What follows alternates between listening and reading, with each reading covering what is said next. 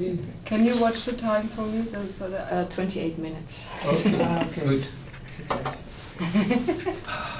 28 minutes to talk about Osho, that's just not long enough. Welcome to Osho TV, and today we are in Almere in a theater, and tonight there will be another big concert from Premal and Miten and Manoj and some guest musicians, and the whole venue is sold out already for a couple of weeks, so 1,000 people will come again to listen to their music. So the first thing I would like to ask Miten, can you tell how Osho came into your life? Osho came into my life because I was in the right place at the right time. And the right place was I was very psychologically troubled. That was the right place, because without that I wouldn't have read Osho's book. And I was just at a certain time in my life when I grasped at a straw, and the straw was a book called No Water, No Moon. And the book was Osho talking about Zen parables. Yeah.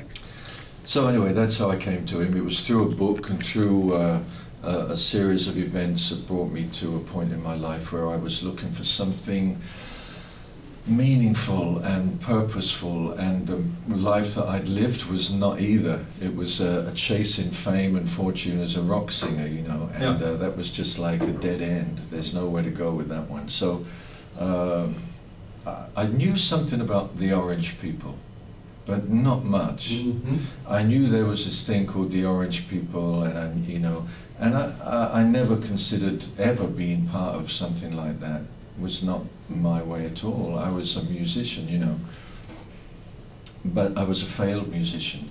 And when I came to Osho, when I eventually came to Osho, the first thing I did was I sold all my guitars, because I wanted also to, I needed some money.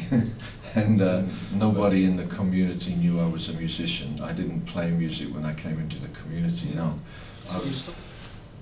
And I just chopped carrots for a year, really, you know, and worked in the kitchens and the cleaning and healed. I was healing. I was in a very intense time. So I had the most amazing time healing and listening to this amazing music and singing and realizing that there was another way, and Osho had told me so in that book, and it was true. Mm-hmm. It was true.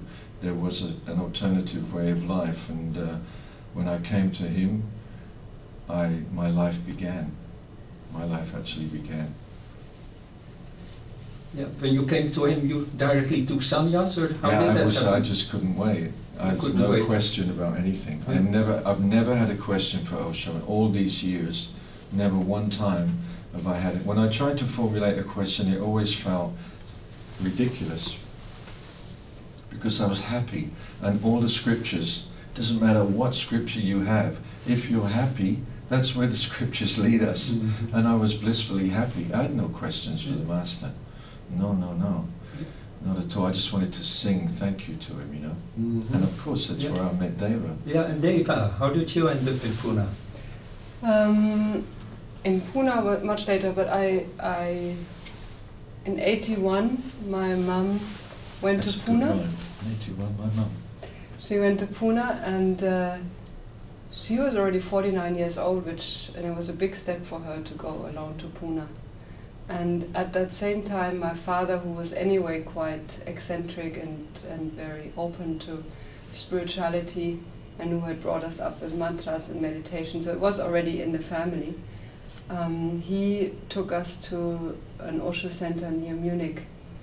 And I was 10 years old, and I remember going to that Osho center feeling totally normal about it, and doing my first dynamic meditation and Kundalini. And somebody asked me, and I said, yeah, I want to become a sannyasi, and I didn't really know anything about anything, but I just felt totally at home somehow. But your mum wasn't a sannyasin at that point. No, she came back as a sannyasi. So you took it independently of your mum and dad? No, I mean, she came back and I hadn't taken sannyas yet, you know, but I said, yeah, I want to become a sannyasi. And then it took me a little while to because I was a little scared about going to school with red clothes and mala, being 11 years old at that point, and somebody said, "Oh, it's okay, just don't wear it at school, you know, you can just do it at home." And so in that spirit I sent a letter to Pune, to Osho, for the new name, and it took forever to come back, and in that time I thought, it's just not right, you know, either you just really do it totally or you don't do it. So I decided to wear it in school also. Then actually ended up wearing red and mala for 7 years. Yeah. Now my name means divine loving. Deva means divine and Premal means loving. Yeah. And I just felt this was the right place. Yeah. And Miten, what's the meaning of your name? Oh. Prabhu means God. It's Prabhu, I've learned, is a very sweet way to address the Master or the Divine Prabhu. It's like, my sweet Lord, really want to see you. And then Miten means friend, and the name friend of God. And it was the name that I needed because I didn't have a friend in the world when I came to Osho. I'd left everything, my family, my record company, manager, publisher, band. I just walked out of my life and came into Osho's world. And without knowing anybody, he gives me, I get the name Prabhu Miten, friend of God. Be a friend to yourself, be a friend to the inner space. And that's what I've learned these years, is when I meditate and when I close my eyes and I'm in my inner world, I befriend, I can feel that I'm comfortable in there. It's my friend. It's not that I struggle to be silent, or I struggle to watch my breath, or no, it's a feeling of being at home.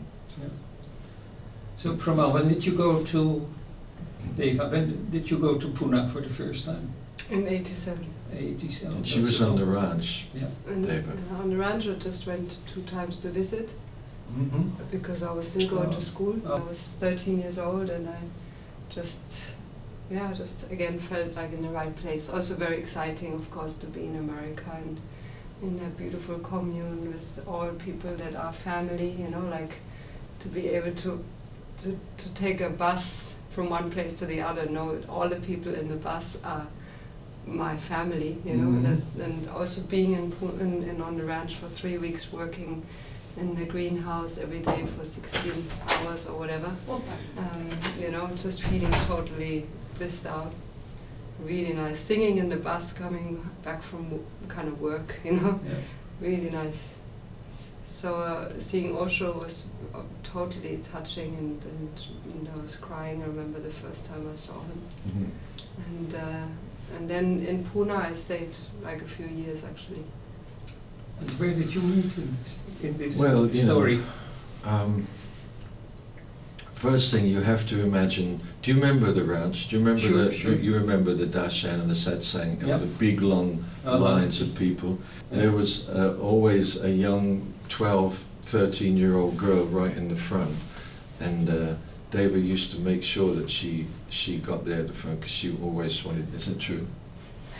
She was always in the front. I didn't know her. We never met until she was 20 or 18, 19. See, she knows everything very well.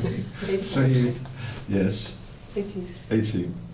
So, how did we meet? I've forgotten. I'm so old. So old and so long ago. We must have met somewhere.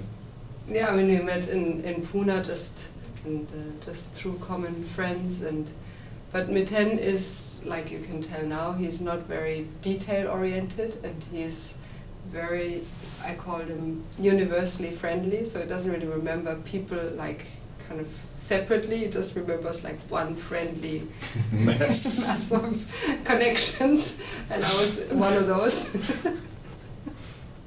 So he doesn't even remember when we first met, basically, but of course I do. The real connection was when I did a training, a bodywork training, shiatsu training, and I needed a model, and I just thought like somebody I could give a session to and practice on, And the first person I saw was Miten, and I thought I knew him enough to ask him whether he'd be my model. You know, it was like somebody I was kind of familiar with. So when I asked him, he said, yeah, okay. And that was the beginning. That session was so extremely touching. We were both in tears for some, you know, like it was a mysterious thing. You know, very surprising. I didn't expect that at all. So that was the beginning of the connection. The music came, for me the music just came back eventually as a way of saying thank you to Osho. And so after many years of whatever, I began playing music again and making up the songs that they used to sing in music group, and then I felt like I was healed, so I could sing again and I could play and I could celebrate. I was ready to share you know. And so they, you know, I started to play in music group and in Pune too. Eventually, I was coordinating the music in Buddha Hall. It meant that I chose the musicians and I brought the music every night. That was my kind of ashram job, to keep that together and put it together and take care of the music area. And so I had I had that possibility to bring Deva in because she wasn't singing. Deva was not singing; she was studying bodywork. So, but she could sing. A little. Yeah, I mean, you could sing. You know, the thing is, in sannyas, everybody would come to you and say, "Oh, can I sing? I want to be in the music group." You know, and I was the bad guy who used to say, "Can you sing though? Are you any good at it?" And so, you know, then I used to have to say, "Look, I know it's nice to sing, but we have a responsibility here, you know, with the music to create a space. It's not just any old thing, although Buddha Hall is big enough to take our mistakes. It's big enough to make mistakes in, but my responsibility is to make that music as good and as pure as I could. That's my job." So I wouldn't take her in on just because she was my girlfriend. What I learned was her mother was a classical musician, that she taught Deva, and Deva had been in music school to learn singing and violin and piano. So suddenly, without knowing it, I have a girlfriend who has had all this musical training and it's not been used. It was dormant. Yeah. I started to bring her in to show her what it feels like to sing on a microphone, to hear how different it is when you hear your voice on a microphone, to feel what it's like when you're playing with a lot of energy behind you with the music. All these things are very different to singing in your shower. And so, you know, it was Deva's apprenticeship was in Buddha Hall. She came in not to a nightclub where people are drinking and sing and you know, and maybe they listen, maybe they don't. This was meditation. Yeah. This was the peak of why we play music. Yeah. And I could see she was sensitive enough not to just sing because she was nervous on the mic, but when she was nervous, she wouldn't sing. And she had a deep sensitivity for the music, so I felt, okay, I can help her. Eventually, we could sing good together, you know. It was part of our tantric life to sit in the bed and sing with each other and play guitar and learn how to breathe with each other and how to connect with each other, just like making love, only it was with singing and with the voice. So that was the grounding for what we do now. When people say to us, "Oh my God, it's so beautiful, I wish I'd have met Osho," we say, "You have."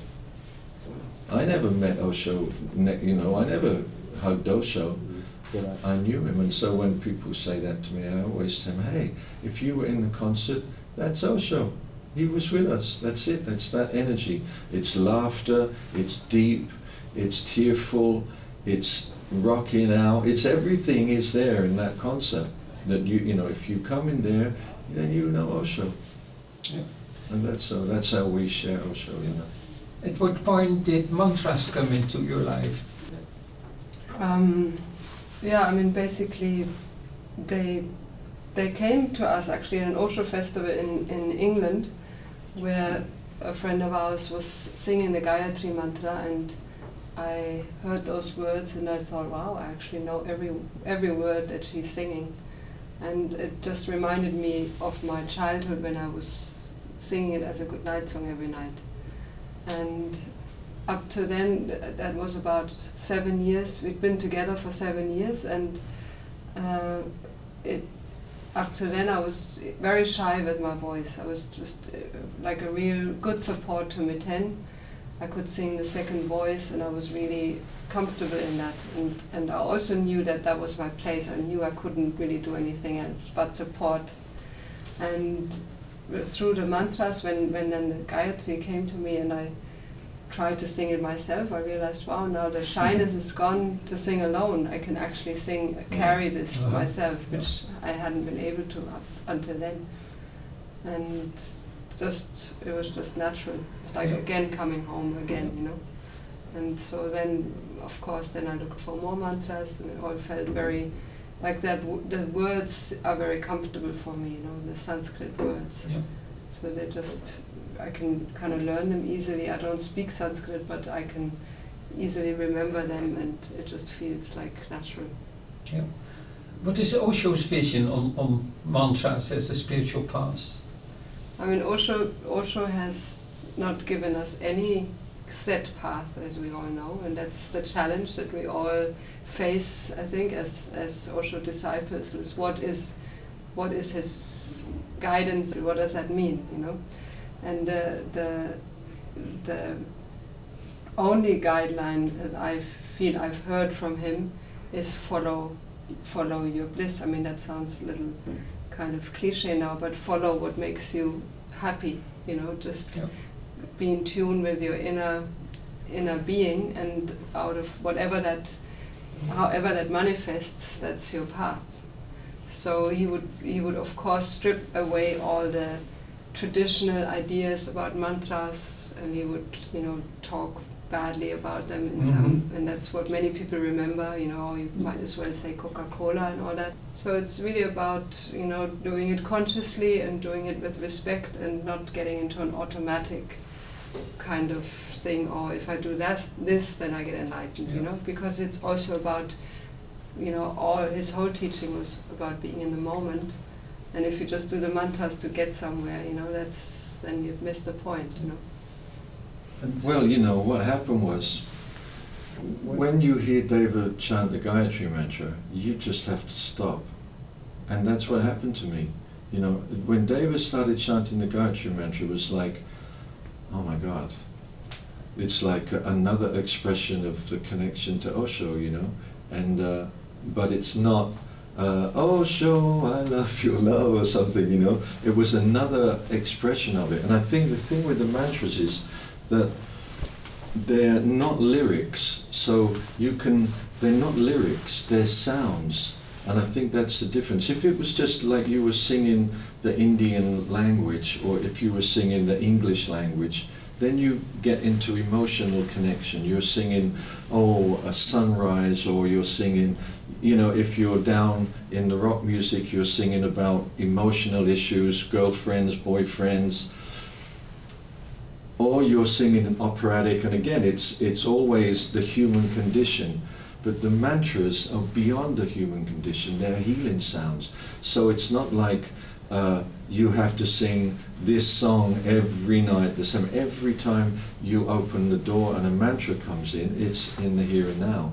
It's a healing energy that's going through you, and you can feel how it's shared. So why wouldn't you sing them? You know, for me it was like, oh wait, you know, because in Osho's ashram again, we were, now and again, we would chant, there was many Sufi chants, Ilahi La, from Anubhava, all these Sufi songs that he was making, and one or two mantras, but we knew that there was power in these sounds, but we didn't explore it until Deva rediscovered the Gayatri mantra. And then once that happened, it was like, oh, and then she would come with Hari Om Namo Narayana.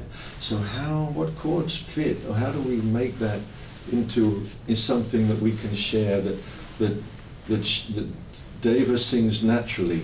It's not like we can get famous now. It was like Deva had this energy, and we would come to a sannyasam meditation place and sing and do satsang, and Deva would sing the mantras that she knew, and the next time we came they would say, can you play in a theatre, because there's so many people coming now. And it just grew from people being touched by Deva's voice and the mantras, you know. And for me it was about supporting that and finding a way that I could help her and create the music around it to give her the perfect landscape, you know. And then we just carried on, and like we are here now. It's just it was organic. It's all been organic. But it is a surprise because we didn't set out for this. Yeah. We've been I mean, we've been 23 years traveling, you know. So it's been very very beautiful opening of a flower that we've been blessed to watch and enjoy. And I think we have to finish now because we're gonna play very soon. Yeah. And For another beautiful concert. yes. Yeah. Yes. Thanks very Thank much. you. So thank you so much Thank for you. your time and for this beautiful interview. Thank you. And you'll go on with the concert. Mm. Thank you. Sound check. Now the work begins.